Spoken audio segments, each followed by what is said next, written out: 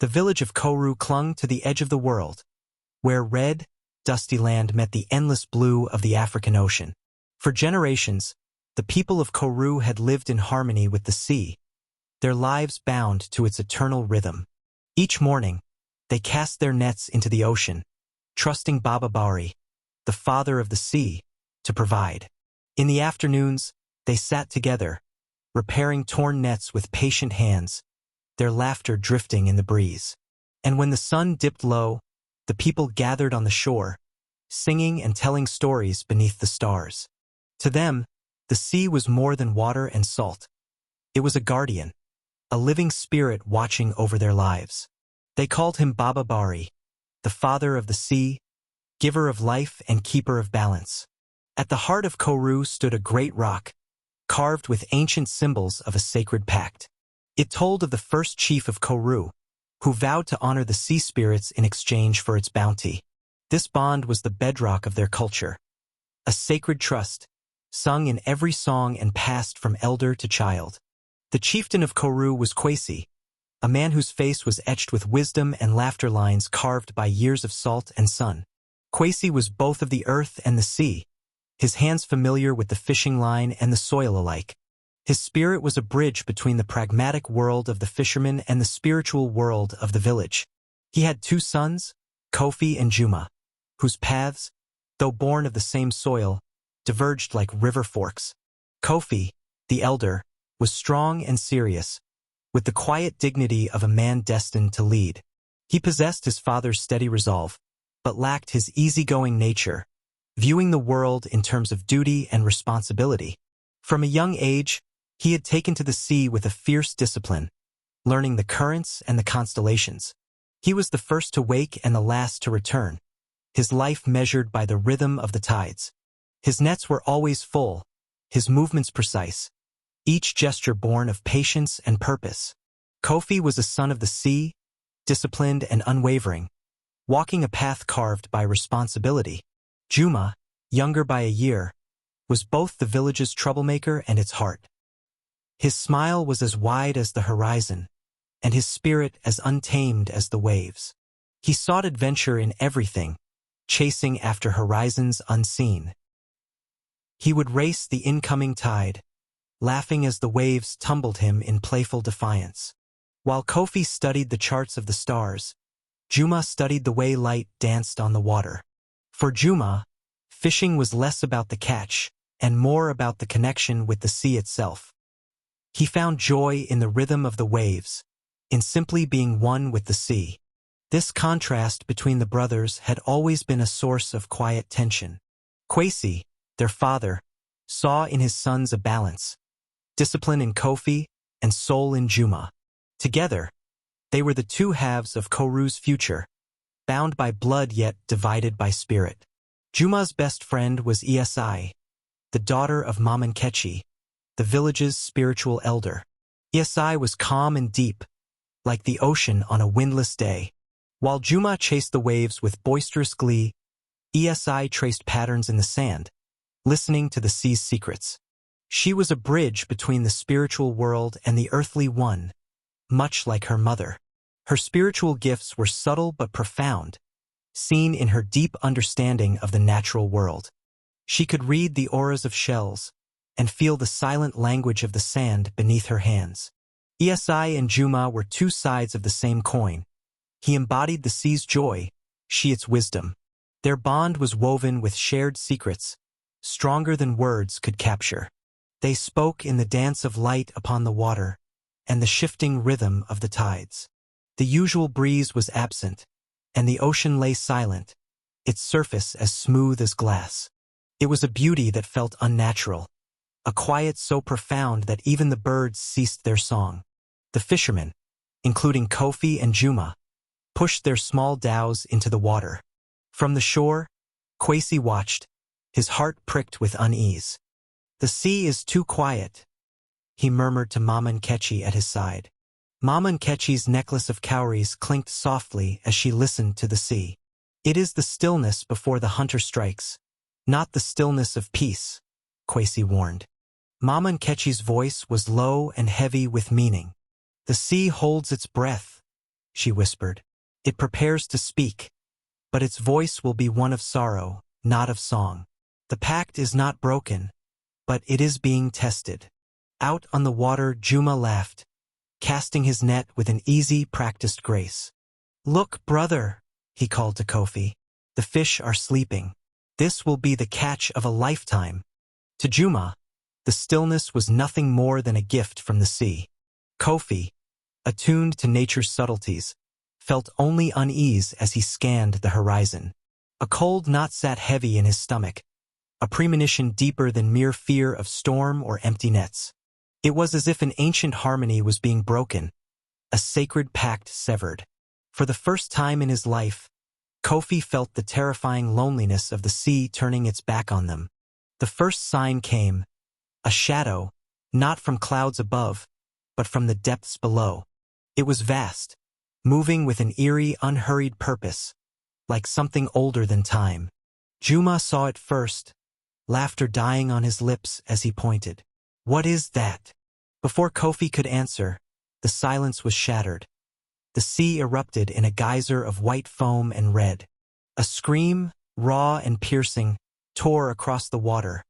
From the dhow of old Mzi Pendo, the elder fisherman of 70 years. In an instant, his boat was gone. Only splintered wood and a swirling patch of crimson remained. A massive fin, black as obsidian, sliced through the surface. A silent, terrible blade. Panic, wild and contagious, seized the fishermen as they scrambled to escape. But the sea was no longer a father. It had become a hungry mouth. Kofi's face was carved with cold resolve as he steered his dhow into the chaos, determined to save his people. But Juma, seized by primal terror, pulled desperately at the paddle. No, Kofi, we must go. We must go now. The black fin reappeared, this time only a dozen feet away, moving with impossible speed. With a thunderous lunge, a gaping maw filled with saw-like teeth struck the hull. Juma screamed as the dhow spun wildly, and in the chaos, he was thrown into the water. Time slowed for Juma. He saw Kofi's face twisted in terror, and the black fin cutting towards him like a blade of doom. An icy wave of dread consumed him, colder than the ocean itself. Then, a crushing pain clamped onto his leg, dragging him below. The world went black and silent. All he knew was the cold, the pain, and the terrifying presence of the beast. When Kofi reached him, Juma was floating, his leg mangled, blood trailing in the water. The shark was gone. With desperation as his strength, Kofi hauled Juma into the dhow and paddled with all his might. He did not look back at the chaos. His heart pounded like a frantic drum, focused only on the fragile breaths of his brother. On the beach, the villagers watched in silence. The sea had betrayed them. Kwesi waded into the water, arms outstretched to help his sons. Mama Nkechi's pale face lifted to the sky, whispering a prayer. 3 dhows were gone, for men lost forever to the depths. And Juma, the boy with the brightest smile, had been bitten. The days that followed were funerals without bodies. Nets hung like shrouds, children no longer played, and fear smothered the village of Koru. Juma lay in a fever haze, his leg festering despite Mama Nkechi's herbs. His once bright eyes were dull, haunted by the memory of the fin, the teeth, the cold. The council gathered, elders in a circle, their faces grim with fear. Mzi Kamau's voice rang out. We cannot go back to the sea. It is cursed. Kwesi spoke, his voice heavy with sorrow. Our blood is of the sea. To abandon it is to abandon ourselves. But Kamau's reply cut like a blade. What of the beast? It is a devil. Appease it or leave. The words fanned the villagers' fear. Mama Nkechi's voice broke the tension. It is not a devil. A curse lies upon the water. We must find its source. Kofi's rage grew. While others spoke of curses, he sharpened harpoons in secret. The answer is not in rituals. It is in blood. By Juma's side, Kofi clenched his fists as his brother whispered fevered words. The fin, Kofi, so black. Yes, I walked a different path. She listened, not with ears, but with her soul. The sea was no longer silent. It was crying. The sea's story came to her. Pale men in loud metal boats, spilling black poison, tearing apart the sacred reef, the womb of the sea. Esi ran back to the council, her heart pounding. "It is not a curse," she cried. "The shark is a grieving mother, lashing out in pain."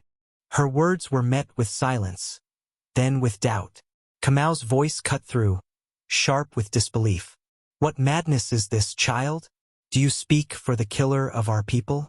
She is a devil." Mama Nkechi stood tall, her voice quiet but firm. "The sea has a memory. My daughter has listened. We must hear her." Kwesi, ever the leader, listened to both sides. He saw fire in his daughter's eyes and pain in his people. He knew vengeance would only breed more tragedy. Kofi stood at the edge, his face hardened by vengeance. The thirst for retribution burned hotter than his people's grief. The next day, Kwesi called for a new gathering, not a council of war, but a ceremony of the sea. Villagers came with offerings of food, art, and song. As the sun set, a great bonfire roared. Smoke and herbs scented the air as chants rose, carrying grief and hope into the night. Guided by her mother, Esi wove a wreath of flowers and leaves, attaching a carved wooden shark with painted blue eyes. "This is a tribute," she whispered. Kofi watched from afar, rage simmering. To him, the rituals were weakness. His brother was dying, and they were singing songs. Quietly, he crept away to his dhow, harpoon in hand. As the ceremony peaked, Mama Nkechi waded into the water, drumming and singing a lament of sorrow, balance, and the sea's ancient soul. The villagers joined in a mournful chorus. Esi placed the wreath on the waves for Juma. Suddenly, a fisherman cried out, "The fin!" The black shape cut through the twilight sea, circling the wreath. Panic swept the villagers. But then, the black fin, a terrible symbol of their grief and terror, did not lunge for the shore. Instead, it circled the wreath, a silent guardian of the sea's sorrow. The shark rose not to strike, but to look. Its great, ancient eye seemed to meet Yesai's, to acknowledge the wreath, and to recognize the village.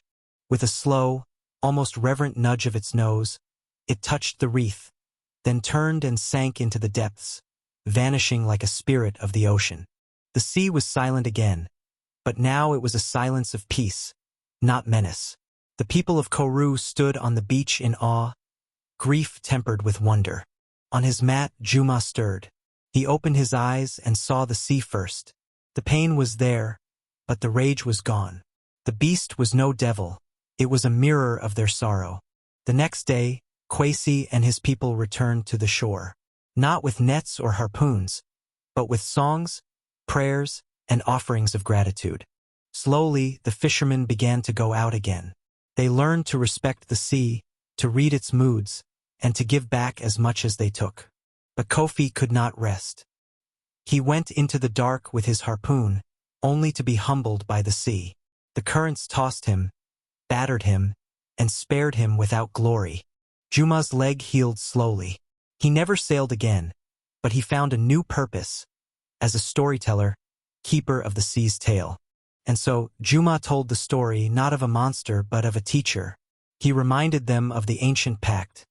Respect the sea, and the sea will listen. And so, the legend of the Koru and the great shark was passed down through the generations. The villagers no longer feared the sea. They respected it as a living soul with its own joys and sorrows. Months bled into a year. The village, once paralyzed by fear, now walked with quiet confidence. The sea, too, seemed calmer, its moods no longer terrifying but familiar. The fishermen mended their nets with songs of gratitude, their voices carrying across the tide. They no longer saw the sea as endless wealth, but as a partner deserving reverence. Juma, fully healed but limping, had become the village's living history. His scar was no mark of pain, it was a badge of transformation. By the great rock, Juma carved intricate fish and coral, telling stories of the grieving mother shark, of Esai's courage, and Kofi's humbling journey. His words healed wounds no herbs could touch. Kofi, humbled, no longer rushed to conquer the sea. He taught younger men to read the whispers of the tide, showing them the ocean was a story, not just a resource. His quiet discipline became the village's pillar, his new humility a model for all. He and Juma, once divided, were now two parts of a whole, the rock and the flowing spirit of the sea. Esi, guided by her mother, began a monthly ritual at the new moon. Women and children crafted shell art, sang songs to the sea, and released wreaths of flowers into the waves. One day, a strange vessel appeared, a massive ship of metal with a coughing engine. Its sails bore the symbols Esi had seen in her vision, the mark of the pale men. A pale-faced man with stern features rowed ashore. He carried a bag of gleaming shells, the very ones stolen from the sacred reef, expecting to trade with what he thought a primitive village. Kwesi stepped forward, his son Kofi by his side, their faces calm yet resolute. They did not show anger or fear. The man spoke in a strange, hard tongue, his words cutting through the air. Esi, trembling yet determined, stepped forward to translate. She told him of the great shark, of the pain it brought, and how the shells were sacred remnants of life, not treasures for trade. The man scoffed at first. "The ocean is vast," he said through Esi. "One small reef means nothing." Then Kwesi, with Juma's help, brought forward a carving of the womb of the sea, an intricate map of the reef as it once was. Juma spoke, his voice deep and steady, no longer playful but wise. He told the story of the reef, a river of emotion pouring from his soul. The man listened, his stern face softening. For the first time he saw not a resource, but a soul in the sea. He looked at Juma's scar, no longer seeing an accident, but a living truth, a reminder of the sea's power and pain. At last, the man left the shells upon the great rock, not as trade, but as an offering. His ship turned and sailed away, its engine fading into the horizon. From that day, the legend lived on. The sea was no longer feared, but respected, its soul remembered in every song, every story, every child's laughter on the shore.